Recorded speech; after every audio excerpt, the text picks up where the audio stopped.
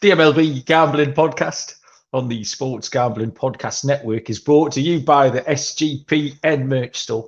Use the promo code SGPNBA to get 10% off everything in the store. Good evening, everybody. Welcome to the MLB Gambling Podcast on the Sports Gambling Podcast Network. My name is Malcolm Bamford, coming to you from Newcastle upon Tyne in the northeast of England. Today is Friday, April the 21st, and we are here to have a little turbo episode. We're going to look at some of the big games on Saturday, April the 22nd, and we've got some other bits and bobs to talk about as well. We've got a few trends and things like that to have a look at as well. Joining me this evening from Houston, Texas, is Mr. Munaf Manji, the machine. How are you doing? Malcolm, we look calm. We look calm. I think we just need to take a deep breath. And I know we were just coming off, we were both watching the EPL match there between Arsenal and Southampton. I think we were all really excited. But that was a great match. Good to be here with you. I know, like you mentioned, we'll talk about there's some great pitching matchups tomorrow on Saturday, and a lot of aces are on the mound. Like you mentioned, we'll get in some trends as well. We'll keep it a little casual than we usually do on the weekdays. But yeah, glad to be here with you. Hopefully we find some more winners and put some more money in the pockets of our listeners. But maybe I think the topic, at least for the first 5 minutes here, is going to be the match that we were both watching now. It's an old man special, old man rocking chair special tonight, Munaf. We don't have to deal with the young people. We can talk about when this was all fields, etc. Yeah, anything but calm. That football, Arsenal 3, Southampton 3. What a great game, though. And I lost my bet after 28 seconds, Munaf, which was, pretty bad, but that was pretty spectacular. I think it was Mahatma Gandhi who once said, never bet on the first game of the weekend. And he was exactly right, because this is the sort of shit that's happened. So my bet was Arsenal to win to 0. 28 seconds in, Southampton scored, so that was the end of that. First bet of the weekend done. Nice to get that one out of the way. Yeah, but what a wild game. Southampton was 16-1. If you don't follow the football, I won't bore you with it for too long. Southampton was 16-1 to win tonight, bottom of the table. Arsenal were minus 500. And with 4 minutes left, Southampton were 3-1 up, remarkably. And then Arsenal scored, and then Arsenal scored again. And then there was 8 minutes of additional time. Arsenal hit the bar, and the ball was bouncing around the goal mouth like a pinball machine for the last 4 minutes, but would not go in. So it looks like Arsenal have blown their title hopes. The point really hasn't done anything for Southampton. But it was just a great game. The Discord channel, if you do like your soccer, your football, get in the SGPN soccer Discord channel, because there's loads of good stuff in there. The boys were sweating out German matches, Dutch matches, as well as the Premier League stuff tonight. So lots of good information always in the soccer channel. The other big news, Munaf, is the Newcastle Nighthawks draft. I know everyone's on tenterhooks to see what's going on. The draft started at 7:30, and it's now 10:10, and I still haven't been drafted, I don't believe, Munaf. I still haven't received a phone call. I'm still sitting with all my family around, the buffet's out, the atmosphere's died a little bit. I'm like one of those sad college kids that you see who slipped out of the second day of the draft. So hopefully there might be some news before the end of the show, but I'll keep my chin up, Munaf. So what pick are we at right now? I'm not sure is the answer, okay, because I was hoping for some live updates in the WhatsApp group, but yeah, nothing. Don't try and shame me by asking what pick we're on. They might be very soon. They might still be in the first round, Munaf. That's what I'm saying. It might be taking longer for some of these you tried to figure out, who they want. Do they want the number one overall prospect, or do they want Mal? Well, what a lot of the managers were considering was I'll often bring a cheese board to the game. Oh, there you go. That's pretty important, isn't it? And the flowers. Remember the groundskeeper Willie chat from last year. I'll put the flower pots out, and I'll often bring a cheese board. So that's important in the dugout. Do you know what I mean? If you want a nice little bit of brie or gorgonzola in between innings, you're only going to get that if I'm on your roster. So that's being discussed. The YouTube chat, Barry Penaluna is in. Talking football, that's a £1 fine. Captain Zeno's here as well, and our guest from Oz. We do enjoy these regular chats with Michael from Australia, so welcome there.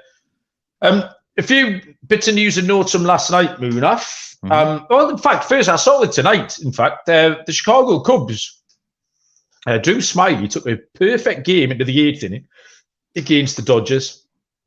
Did you see how he lost it? As it just finished, it was 13-0 when I checked about 10 minutes ago, in the 8th or the top of the 9th or something. But what I was going to ask you, Munaf, was, are the Chicago Cubs back? I think so, but I was going to ask you, did you see how he lost the no? No, I didn't know. I've been watching the football. Obviously. Oh God, it was so bad. So it was I think it was I forgot if it was a left-handed batter, but he had one of those slow dribblers kind of like towards third base where it was possible for Drew Smyly to kind of run up there and get the baseball and throw it over to first base. But what ended up happening, both the catcher and Drew Smyly went after it. Drew Smyly picks it up. The catcher somehow lands on his back and just absolutely pummels him, and he falls to the ground. He's not able to make the throw over to first base. Oh no! And that's how he loses the no. But yeah, the Cubs, they get the 13-0 victory. I think we were all higher. I think we all bet the Cubs team total. Regular season win total to go over, Mal. And they did make some key great moves in the off season, right? They brought in Dansby Swanson, their big price free agent.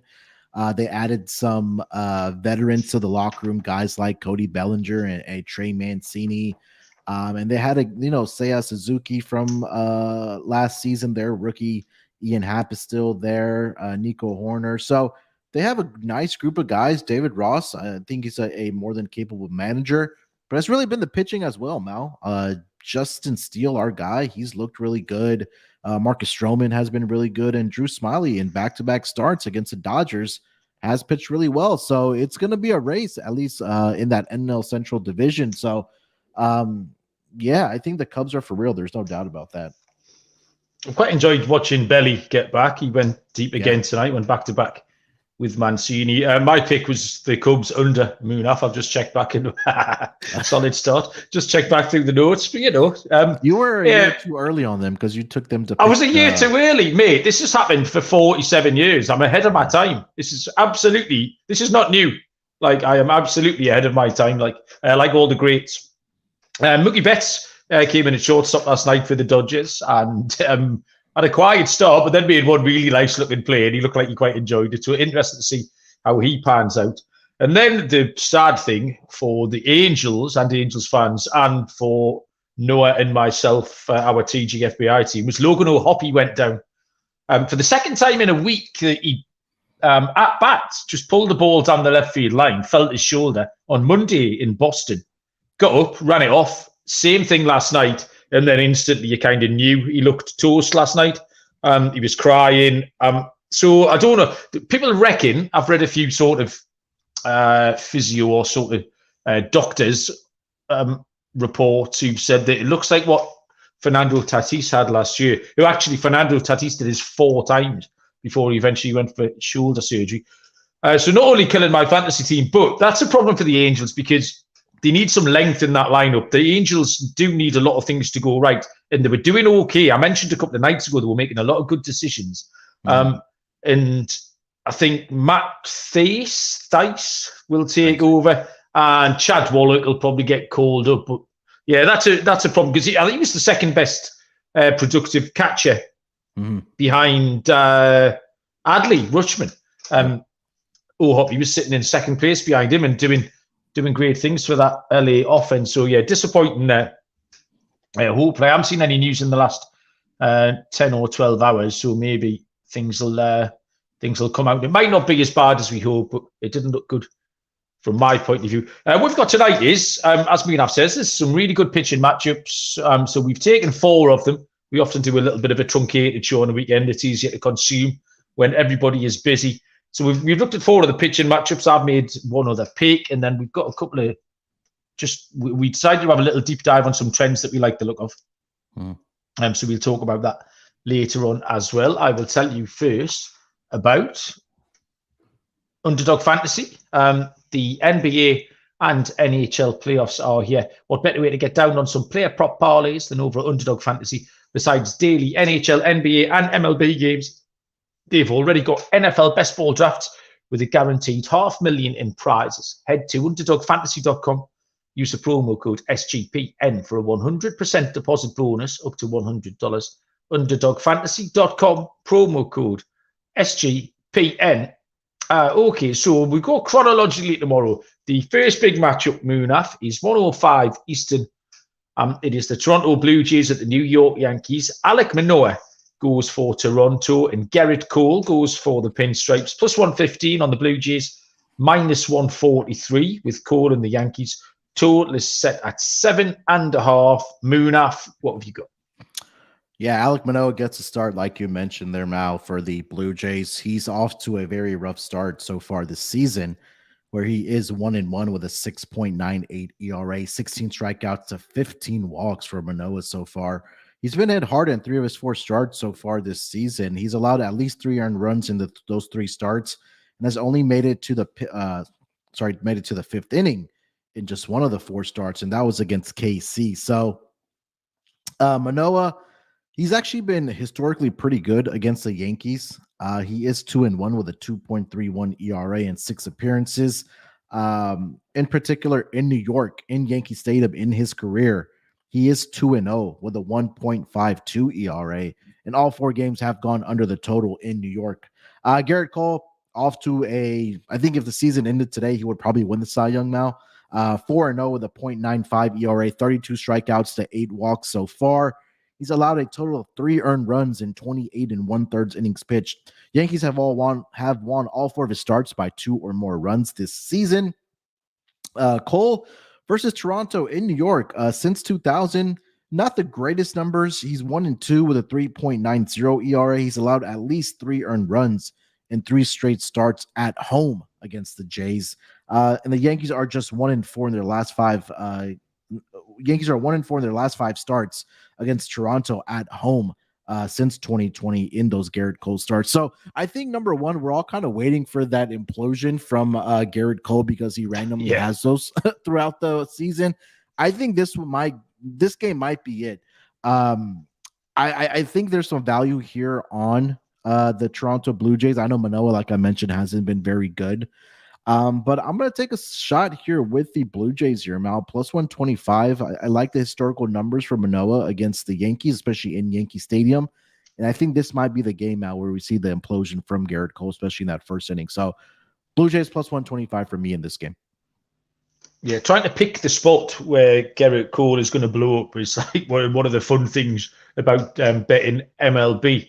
I tried really hard in this game to try and find a pattern, but it was tricky.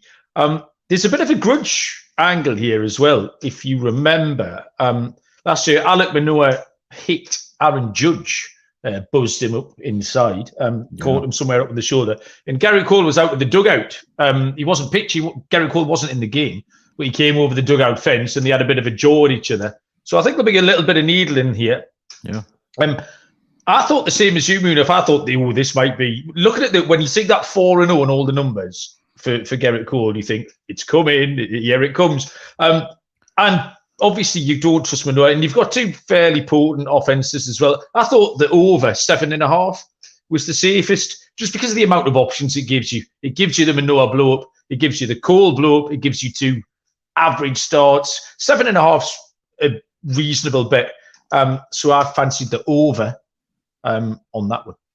Let's take a look at Gerrit Cole quickly about that. He hasn't, faced the toughest offenses so far this season. He's had the Twins, the Guardians, the Phillies, who are in shambles so far to start the season, and then the Giants in his first start as well, right? When you have a team from the West Coast going to the East Coast to start their season, I think that's always a trouble spot. So I think the Blue Jays are probably the best offense that he's going to face thus far this season. So we'll see how he does. But I can see where he does, or both these pitchers do give up a couple runs, and then the bullpens come in and they give up a couple other runs, and pretty soon it does get over this number of 7.5.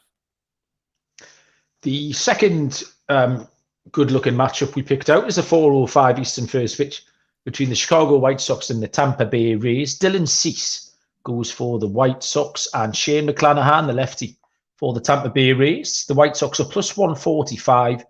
The Rays minus 175. Total is again set at 7.5.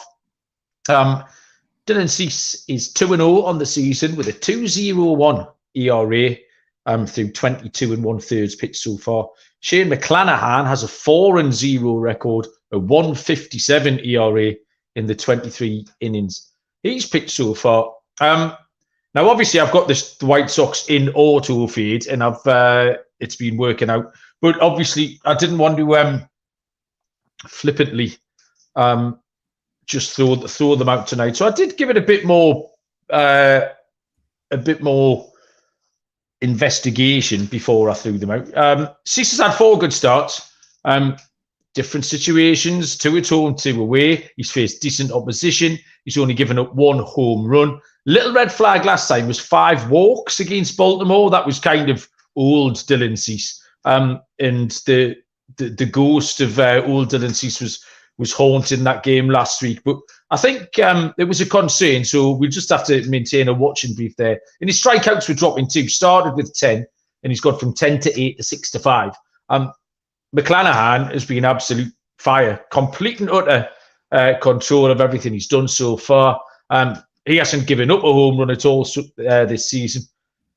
I had a look at the White Sox batting stats because I have been out on them, and they're actually not terrible. They're kind of in the middle of the pack in all the categories. However, I don't know if middle of the pack is going to be good enough tomorrow against McClanahan. The Rays regrouped to win 2 in a row after they suffered a couple of losses during the week. They are 10-0 at home, which is a big old signal. So, yeah, I did have the White Sox in auto fade. I am going to fade them again. But this is more to do with McClanahan and the Tampa Bay Rays. So the money line's short. It's minus 175. Don't feel great about giving that out. But the run line at plus 120, I think, is also live. You just can't get away from McClanahan and the Rays at home, Munaf. Yeah, I mean, Dylan Cease last season against the Rays was actually really good. 1-0 with a 0.87 ERA, 13 strikeouts. But he also did have 9 walks in those 2 games. In one game, he had 7 walks against the Rays last season in Tampa Bay. So I think walks have also been a concern early on this season as well for Dylan Cease. So he's not going to have the luxury in this game, especially against a offense like the Rays, to walk batters, because we've seen in at least 3 out of the 4 starts this season, he's allowed at least 2 walks, and then 2 out of the 4 starts this season, he's allowed 5 walks. So I think that's going to be the opportunity for the Rays in this game to take advantage of. I like the pick on the Rays here on the run line. I also think that you probably want to look at a Dylan Cease walk prop in this game as well. And I think that you may also want to look at a White Sox team total under. I think that McClanahan, like you mentioned, he's just off to a phenomenal start. Last season had some success as well against this White Sox team. So it's going to be a great matchup to watch if you do watch it. But again, like you mentioned, McClanahan off to a great start. So I agree about the run line here. I'll look at also Dylan Cease over walks, and then White Sox team total under in this game. The next game we are going to look at tonight is the 6:10 Eastern first pitch. The Miami Marlins at the Cleveland Guardians. Sandy Alcantara for Miami, and I nearly said Justin again. Shane Bieber will go for Cleveland. The total is set at 7. Miami are plus 115. Cleveland minus 138. So, Sandy Alcantara, a bit of a head scratcher here. He's had 2 awful starts. Yeah. In his last 2. After 2 good starts, he's thrown in 2 shockers. He came into the season in good form as well after a decent WBC. I mean, he can't be that bad again, I don't think, is my reading of it. And I don't think Cleveland are the type of team that are going to blow you up. Cleveland, it's like death by 1,000 paper cuts when you face Cleveland. They just sort of nibble and nobble around the place. Dink and dunk, if you want, the way around the bases. Bieber's been fine, if not stellar. I mean, he's been above average, but kind of what you expect. And he's 1-0 with a 2.88 ERA, very similar lines. Cleveland have actually lost 3 of the 4 games that he started in. And I think that's very much an indication of what Cleveland give you. When he pitched well, they lost 3-0 at Seattle. He pitched well. They lost 4-3 at Oakland. And even the game that he's won was 3-2 against the Mets. So if you bet Cleveland, that's what you're getting involved with. Like, you nick it by one or you lose it by a couple in a low-scoring game. Last night, for Friday night's game, I gave out Cleveland in the under. I also outlined last night the reason why Miami had been really quite fortunate. So far, their expected win-loss was way behind their actual record and their one-run games. They're 5-0 in one-run games. However, I think they could get lucky again. I think this could follow the pattern of all these other games. I'm going to give Santi Alcantara the benefit of the doubt. And that keeps Miami very much live for me. I think they're a half-decent price here, plus 115. I'll take Miami on the money line, Munaf. Sandy, I mean, if you kind of go through his game log now for Sandy, it's really that he's getting into trouble outside of the Phillies game where he gave up a 5 spot in the 3rd inning. He's really getting into trouble that 3rd time through the lineup. And whether that's a decision that the manager is leaving him out there for too long. I know it is Sandy. It's the reigning NL Cy Young winner. But I think that for Sandy, it's really that 3rd time through the lineup, like I mentioned. But he has pretty good numbers against American League teams. Since I think I tracked this down since 2020. Let me pull those numbers up again. But yeah, so he's just 1-2 in a record time, but he has 3.47 ERA, which is respectable. Again, we always talk about American League teams prior to the DH, having a universal DH. They always had the advantage of the offensively at least. But I think this might be a pitcher's duel here, Mal. I trust Shane Bieber at home. I think that I really do like the first 5 inning under in this game. If you're able to find a 4 with a total of 7.5 for the full game right now. So if you're able to find that, I do like that. I can't talk you off as a 3.5 either, but I would definitely shop around and try to find that 4. I doubt it's there with a total of 7, but first 5 innings under for me. I think we see a pitcher's duel. This game now. This is a pitcher's duel. It might turn into one of the fastest games that has been completed this season. Yeah, it really could. Like I say, we talked the other night about how you've got to handicap the game as you see it, but then land on the right bet. So we've both done the same thing there and come on different bets. You've gone to the first 5 under because it's going to be a pitcher's duel. I think the fact it's a pitcher's duel and Miami are good in one-run games gives Miami a chance. So you've just got to you pay your money and take your choice. The 7:20 Eastern first pitch tomorrow. The Houston Astros at the Atlanta Braves. Left-handed pitcher Framber Valdez goes for Houston. Kyle Wright goes for Atlanta. It is a match on the books, minus 110 each of 2. Total set at 8.5. Munaf, Houston at Atlanta. Can you split them? I actually think I can. Valdez 1-2 with a 1.80 ERA. He's been great so far for the Astros, but the Astros have lost 3 out of his 4 starts this season, and it's really because he hasn't got the run support, Mal, in those games for 1 game. So I believe it was against the Pirates. Valdez has faced the Braves twice. This was back in the 2021 World Series where he got absolutely shelled by the Atlanta Braves in those 2 starts. Both games in the World Series, he didn't make it to the 3rd inning. He allowed 10 earned runs in 4 2/3 innings pitched, allowed 4 home runs in that World Series. Now for Kyle Wright, the numbers are not great to start the season. 6.23 ERA, 9 strikeouts, 7 walks. But again, the Braves have won both starts by Kyle Wright so far this season, and it has gone over the total. Now, the one stat that I did find on gambling Twitter, Ralph Michaels of Wager Talk, he does a great job of putting these trends out. He's a great follow if you don't already. He put out a trend for tomorrow for Kyle Wright. So over the last 20 games, Mal, that Kyle Wright has started for the Braves, how many of those games do you think they've won? Last year, he won 21. He went 21-4 or something stupid last time. So how many games did you say? So the last 20 games that Wright has started for the Braves, how many of those do you think the Braves have won? 19. Spot on, 19-1. Yeah. That they have won. So I think I know the roster is different for the Braves. When it comes to that World Series, those numbers I read off for Valdez, it was Freeman, it was Adam Duvall. Those guys were hitting the bombs off of Valdez. But I dug a little deeper, Mal, that if I looked at how the Atlanta Braves are doing against left-handed pitching, they're top 5 in a lot of the statistical offensive categories. So I think that's what's really differentiating here for me. I don't hate the over in this game.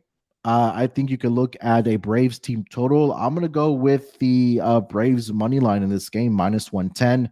Also, I can't talk you off the over in this game either. Okay.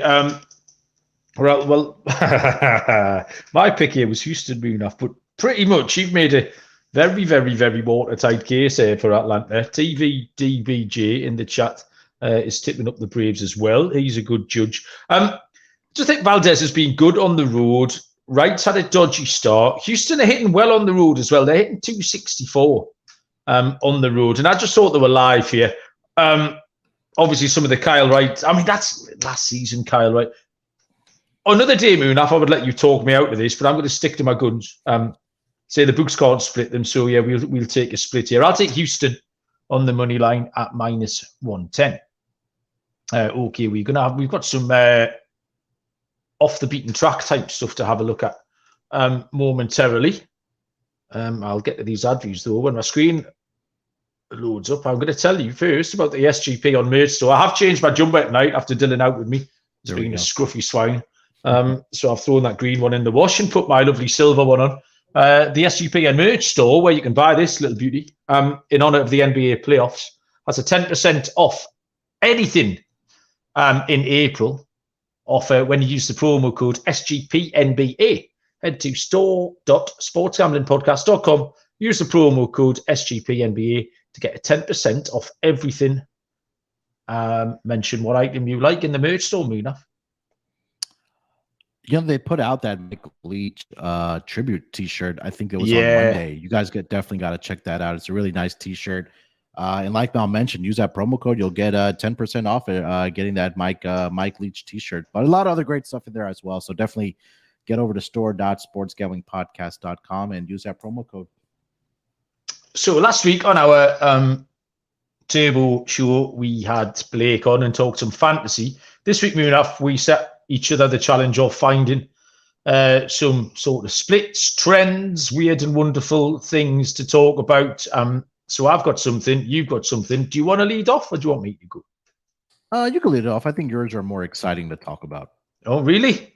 Okay. Yeah. I don't know if exciting's the word. Right. So what I saw, a little kernel of information I saw on an ESPN article, which was that the veteran pitchers this season so far were more unsettled by the pitch clock. Which kind of makes sense because they've never dealt with it before. There's going to be a gradient of who has dealt with it, or even a gradient of younger players being able to adapt a little bit better. The stat I saw was that pitchers aged 34 and below, average ERA was 4.34. Pitchers aged 34 and above, it was 5.53.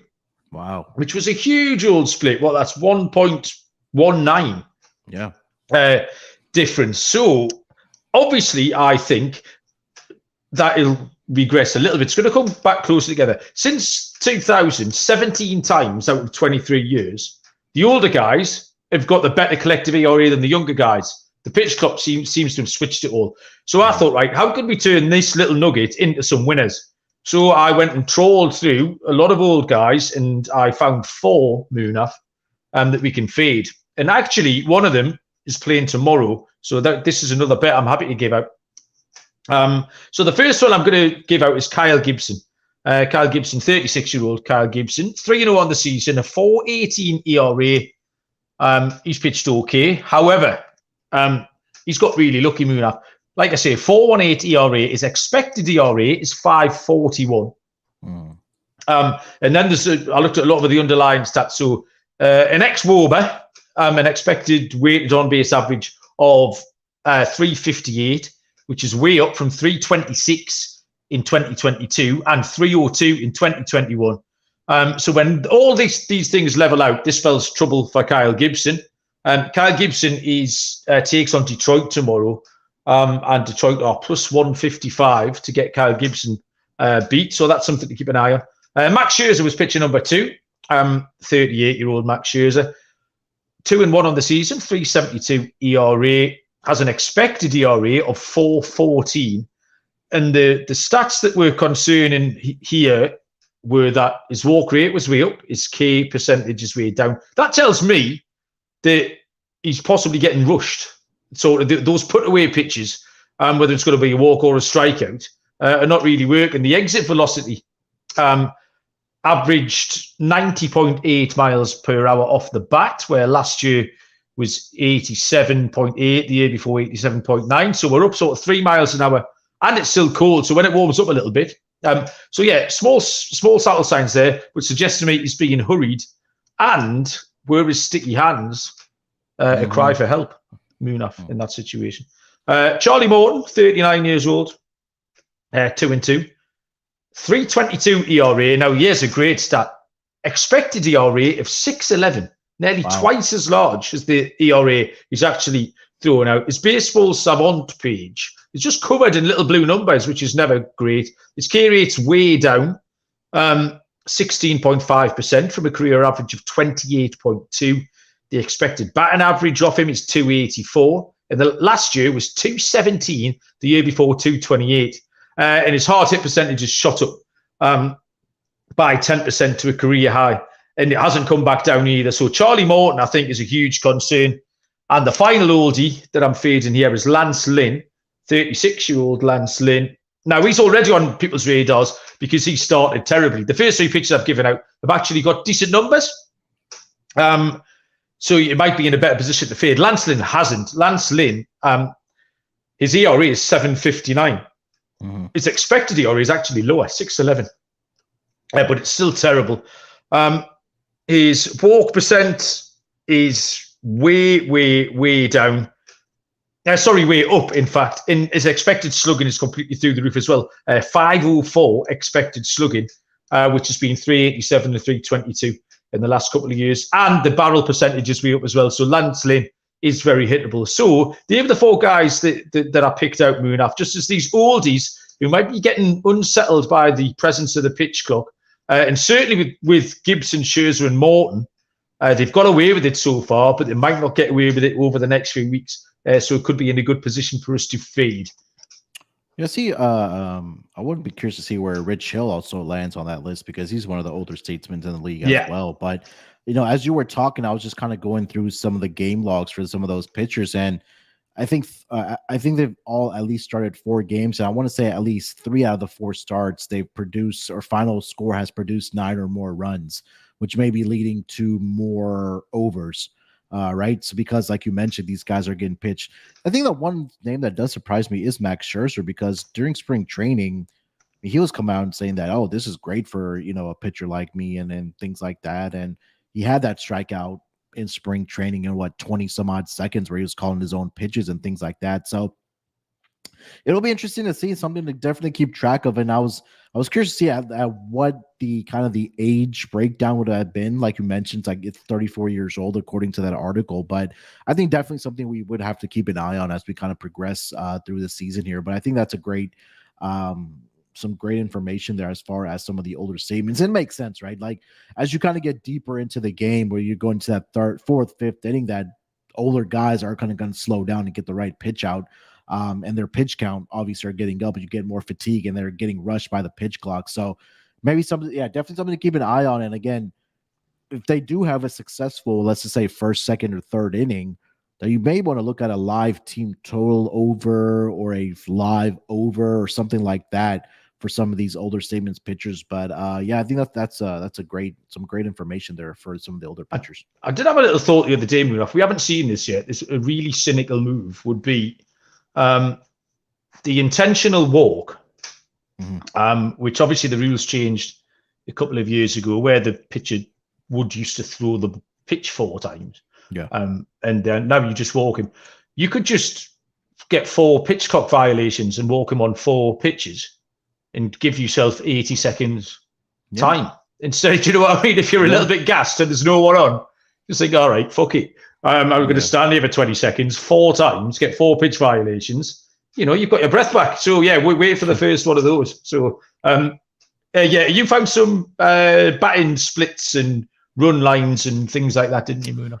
Yeah, something early to keep an eye on. Obviously, these numbers are going to change as we kind of go on here. But obviously, the first one that I think that people that have really been talking about is the Tampa Bay Rays at home, right? At home so far this season, they're a perfect 10-0. They do have the White Sox this weekend.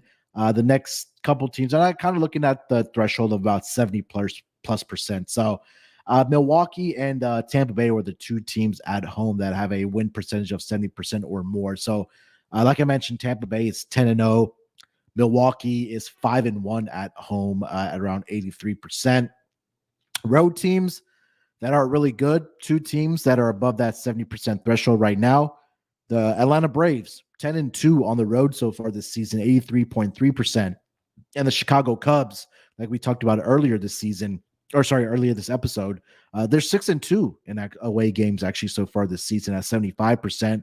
I think the one team that also kind of sticks out here, the Pittsburgh Pirates here, Mal, they're 9-4 on the road so far this season with a win percentage of 69.2.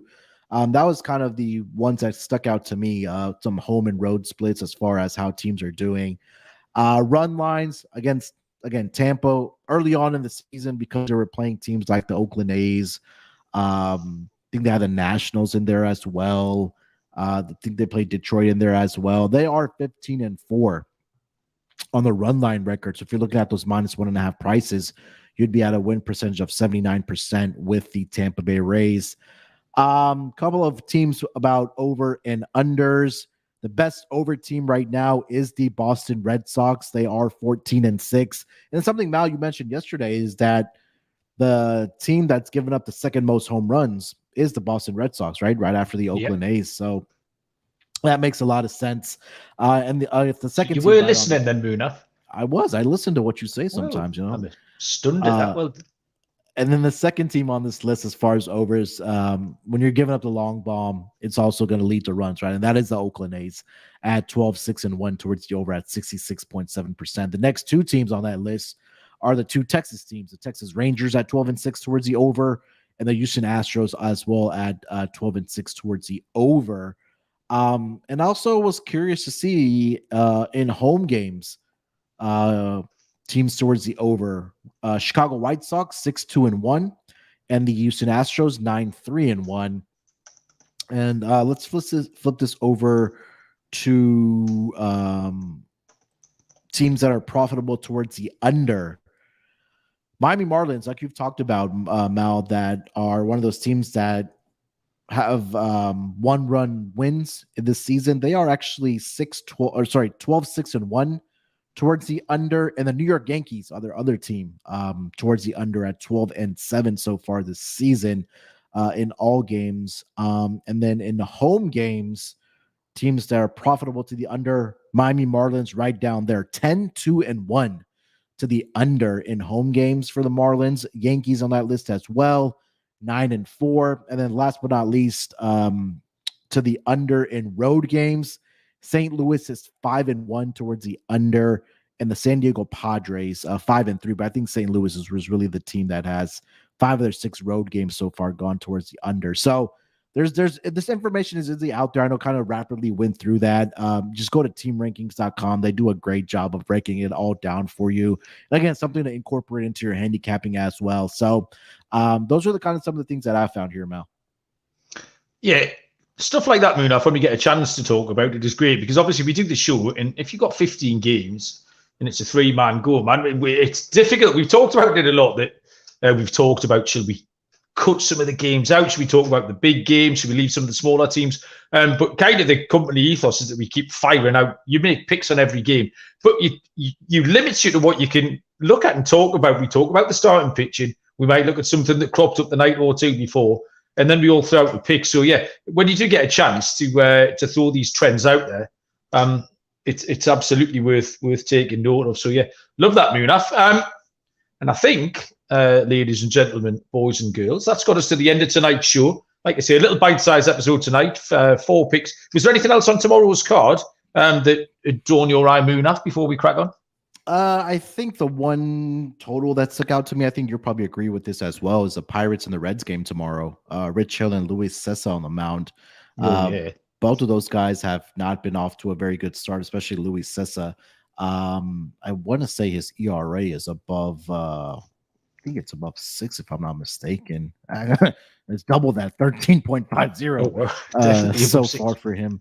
And all 3 of the games that he's pitched in have gone well above the over. 17 runs in the game against the Cubs, 13 in the games against the Braves, and 17 runs in this last start against the Phillies. So Pirates bats are hot right now. We saw that in Colorado. They put up 4 runs yesterday.